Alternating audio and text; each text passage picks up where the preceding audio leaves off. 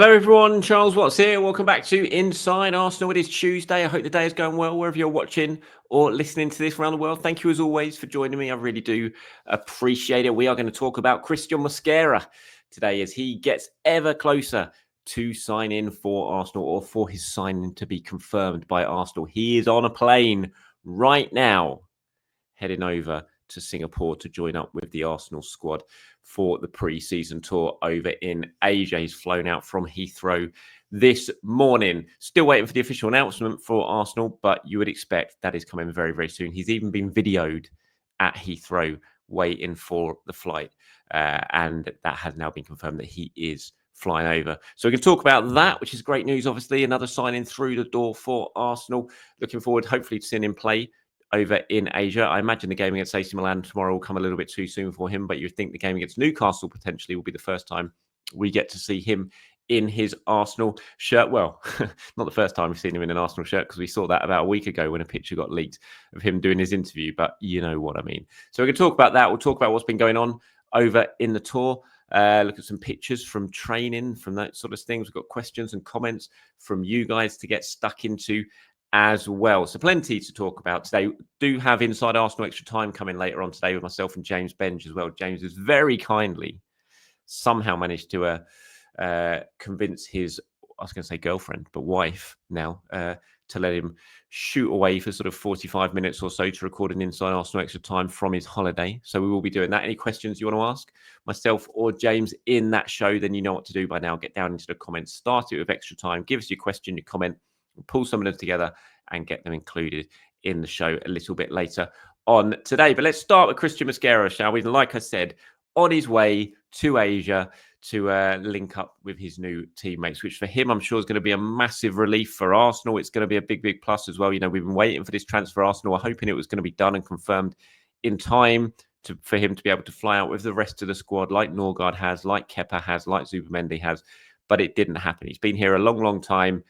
As I said and joked, we all saw the picture, the image of him doing his club interview after his signing. But there were a few paperwork issues, as far as I'm aware, that was sort of holding that up. That has now obviously all been resolved. He's been given permission to fly to Asia to link up with the squad in Singapore. By the time you're watching this, because I have no idea what time you're going to be watching or listening to this, obviously, it might already have been officially announced by Arsenal. You'd think that announcement is coming very, very soon. The fact that he's on the flight, he's been videoed sitting at Heathrow. It did make me laugh. I was looking at that video that was doing the rounds this morning. I'm sure lots of you saw it. We were talking about it on the Inside Arsenal Discord chat. I was like, it does look really legit. It does look like him, but I was just like, there's no staff there. He's just on his own going around the world to link up with the squad. I'd have thought at least one member of Arsenal staff would have been with him, but it just looked like he was completely sitting on his own at Heathrow, waiting to catch that flight to Singapore. Maybe the staff were off at the duty free or something like that. Maybe there were some there, but I did look at it. I was like, it does look like him, but maybe it's not. But it has obviously been confirmed now that he has been given permission to fly out for the squad. So that's really good. I've got a video coming that I've been saving, actually, waiting to publish it with Nick Wright from Sky Sports, where I'm sort of delving a little bit deeper into the signings of Madueke and Mosquera, looking at their sort of qualities, looking at the numbers behind their performances last season with Nick. Fantastic features writer over at Sky Sports. So keep your eyes peeled for that. I'll be putting that out once the signing has been confirmed. A little bit of extra content for you, focusing specifically on those two signings and what they could bring to the squad. So it's good. I mean, I really like the idea of the Mosquera signing. I think it's really exciting. In a summer where it's all about the here and now, when you're looking at a lot of these signings, Kepa, Norgard, those sort of players, you know, even Gyökeres, really, Zubamendi, you know, they're kind of here and now signings, aren't they? When you look at their age, you look at what they've done, the experience they've got in world football. Mosquera is very, very different. He's just a different type of signing to what we've seen so far this season, and could well, who knows, prove to be an absolutely brilliant piece of business for a decent fee as well. So yeah, good news on Mosquera. Delighted that he is soon going to be linking up with his new teammates.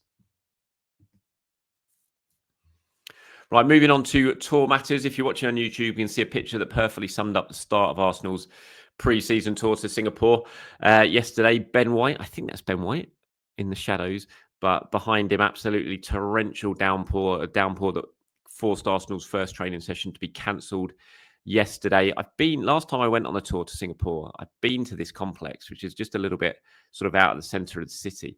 I remember being to that complex. It was very nice. But yeah, very, very open to the elements, as you can see there. So that session got cancelled and they ended up going to the stadium where they're going to be playing their football, which has a roof. It's open at one end, but it has a roof.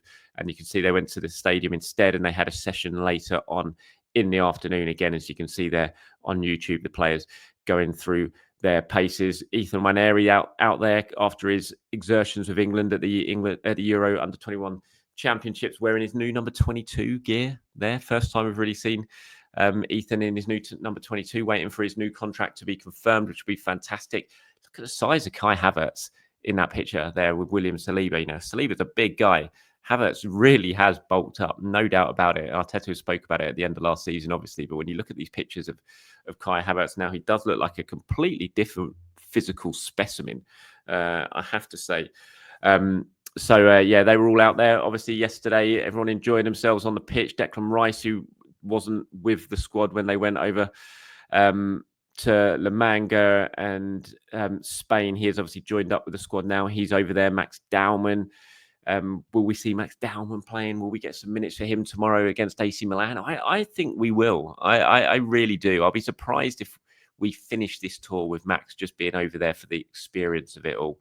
You know, I think we'll see him get some minutes. He's been around the squad so much for so long that, I'd be surprised if he doesn't get some minutes, I have to say. And I think Arsenal fans around the world are going to really look forward to obviously be just going to be really excited to see what he can do, because we've listened to him, listened about him, we've talked about him, all that sort of stuff for so long. And he is just 15, of course he is, so we can't get too carried away. But I do think it'll be exciting to see him over there. And we had the kit launch yesterday. There was lots of big day of events with Adidas and Arsenal yesterday. You can see there if you're watching on YouTube that went on into the night. Kit launch in the evening at Singapore. Brilliant pictures there, looking great. I do like the kit, I have to say. I wasn't sure about it initially. I thought it was okay initially, but it's growing on me the more I see it. I think all three kits are very strong this year.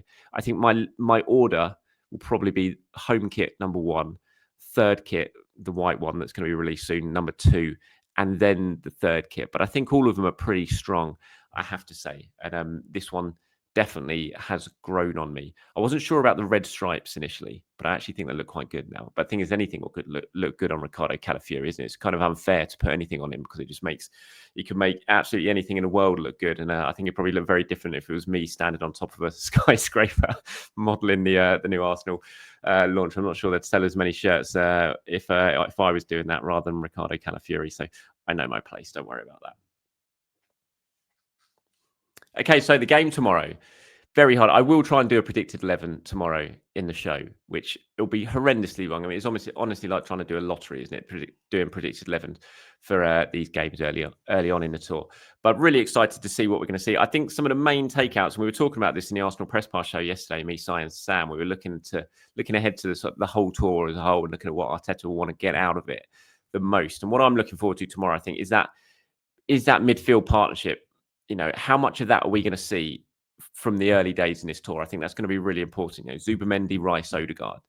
You know, that's going to be such an intriguing part of the tour, because that Arsenal have to get Zubimendi up to speed so quickly during this tour, because he's going to have to be able to hit the ground running. Arsenal got such a difficult start to the Premier League season, and Zubimendi, you know, is going to be playing those games. So getting that trio together as much as they possibly can, learning the partnerships, pair of them or the trio of them learning how each other play. I mean, Odegaard and Rice are fine, but Zubimendi is going to be very different to what they've been used to at the base of the midfield. And you know, how quickly he's going to hopefully get them the ball, that sort of stuff. You know, how high up the pitch are we going to see Odegaard play? Are we going to see him playing differently to what we've seen recently when he's been dropping deep and getting the balls off the centre back? I think we probably will, because Zubimendi is going to be absolutely tasked with doing that and progressing the ball quicker than maybe Arsenal have been used to from the back. So I think that's going to be a really intriguing part of pre-season for me, how those three get on, how much we see them on the pitch together. Will they start tomorrow? I think they probably will. Only issue is, you know, how fit Declan Rice is, because he has missed a little bit of training compared to the rest. So if they're a bit worried about him, then maybe it'll be Marino as the left A and we'll see Rice come on. But I would suggest, certainly if it doesn't happen tomorrow, then the next game, that midfield trio that are, you know, going to be earmarked obviously to start at Old Trafford, I think they're going to try and play as many minutes together as they possibly can to get that understanding up. I think it'll be really, really important.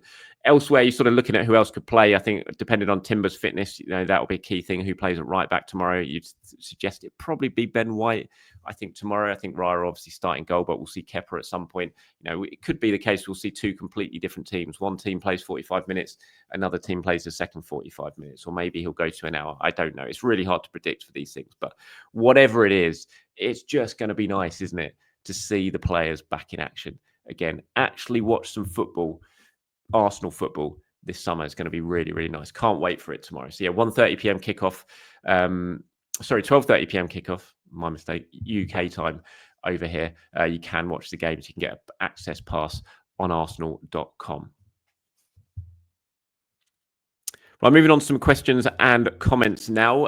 Sorry, my phone is buzzing away. I'm getting some messages that I'm always wary when it's really buzzing away that I'm missing something very important, but it's okay. It was actually about Cristhian Mosquera, but it's okay. So some questions now. We've got one from DJ here on the Discord. Says, morning, Charles. Hope you're well. Which new signings are you most looking forward to seeing play out in the flesh?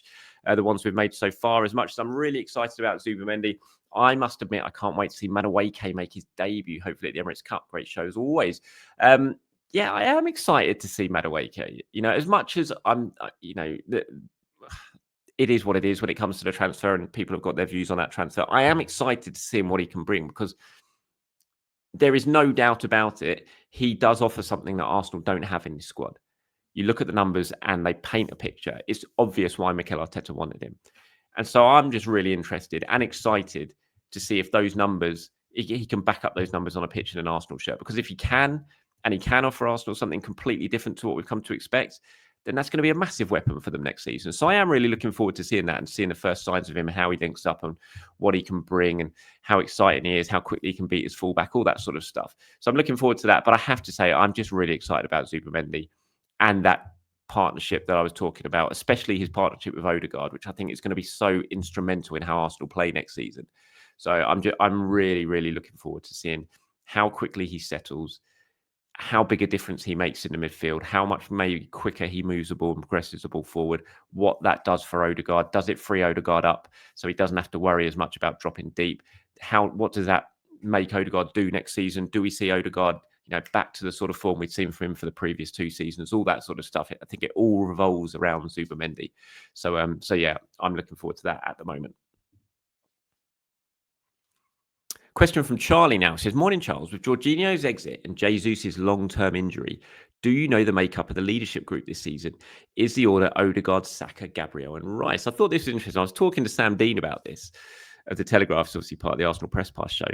And he was saying, and I think it's a really good point, he was really interested by the picture of the squad when they were flying out to Singapore. And I've got that picture, or part of that picture, now up on the screen for you to look at. And when you look at the sort of order of everyone there, you've got obviously Saka and Odegaard either side of Arteta, and then you've got Gabriel, Rice, Saliba, Timber sort of behind them all. And I think there's definitely a sort of order there when you look at the way that the picture comes. I think certainly Saka and Odegaard are like the two now, I would say. I think Gabriel and Rice are then further ahead than William Saliba in the pecking order when it comes to the leadership group. But I think those are the sort of definitely the four. Jorginho was a crucial part of the leadership group. Obviously, he was basically Arteta's right-hand man. He was another coach who was still playing football. So that is a big loss. There's no doubt Arsenal have lost a big bit of experience there with Jorginho. But I think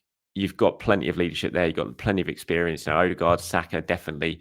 Gabriel's just becoming more and more of a leader. The longer he stays at Arsenal, just signed a new contract, taking on even more responsibility. Declan Rice is basically a second captain on the pitch anyway.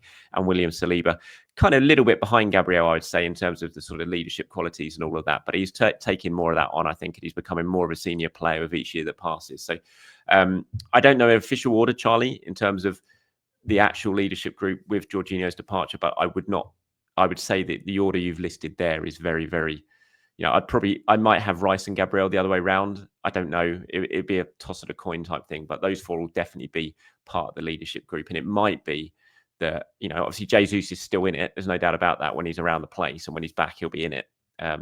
So it might be those five really. I would say in very similar order to the one that you've just listed there. Oh, I'm sorry. I'm going to get this totally wrong in terms of the pronunciation of your name. I apologize. Almost looks like a Finnish name. It's like Taninen, is it?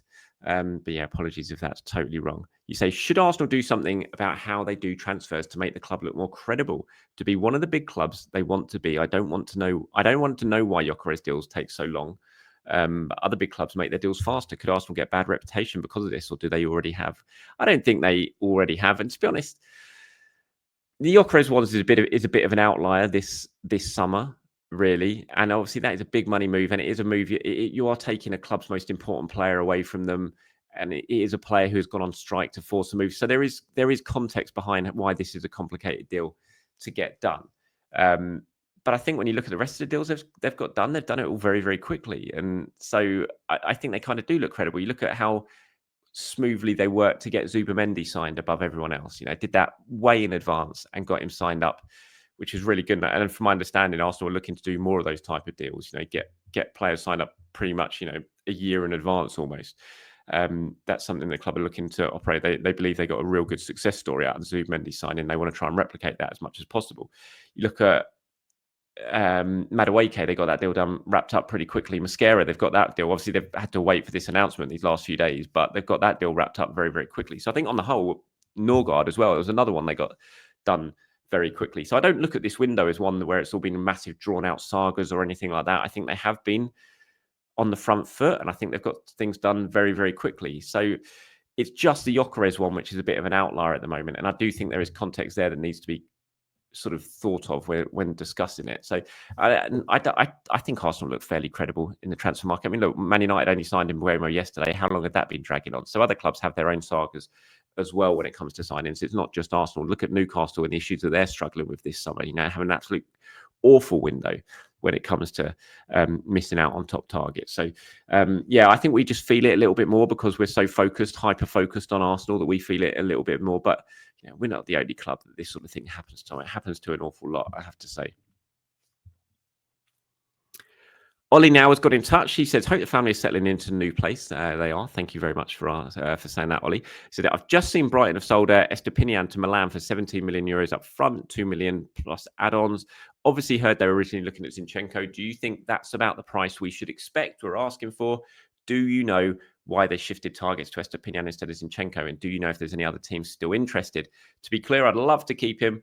I think him staying allows Lewis Skelly to return to his more natural role, even though he's clearly relished and excelled at left back last season. But I know the club is now shifting some attention towards sales, so Zinchenko seems a likely one. I mean, the difference in those sort of deals, Estepinian and Zinchenko, is just clearly the wages. For a club like Milan, in the wages that they pay, Zinchenko is just out of their price range, and that's the issue. When Zinchenko and Jesus were signed, they were brought in on big money. They were, Arsenal were bringing them in from a title-winning club to sort of raise the level, and they absolutely did. They raised the level immediately and turned Arsenal into a title challenging side and helped Arsenal into a title challenging side. But Arsenal invested a lot to bring them in, to get them from Manchester City. Big wages, big money. And those wages are very, very hard to shift. They just are. You just have to accept it. And a club like Milan, that's why I've been saying so long. And when we spoke to Sam Dean, who's very well connected when it comes to Zinchenko as well on the press pass, he was talking about this. It is not going to be easy to move Zinchenko on this summer.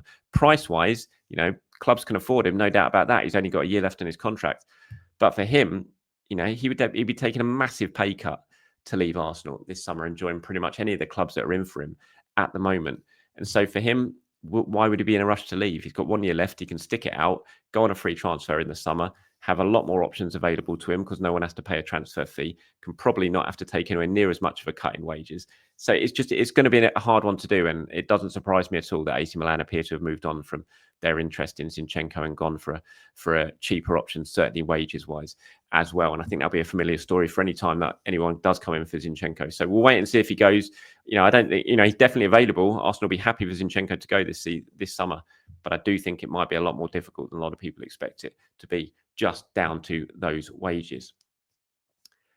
And that's it from me today, everyone. Thank you for watching. Thank you for listening. I'll say that's it from me today. It's not. Obviously, I'll be back with James a little bit later on for extra time. But that's it from me in terms of my normal show. today. I'll be back tomorrow. We'll start to preview the big game against AC Milan. Pre-season football, it starts tomorrow. Speak to you soon, everyone. Bye-bye.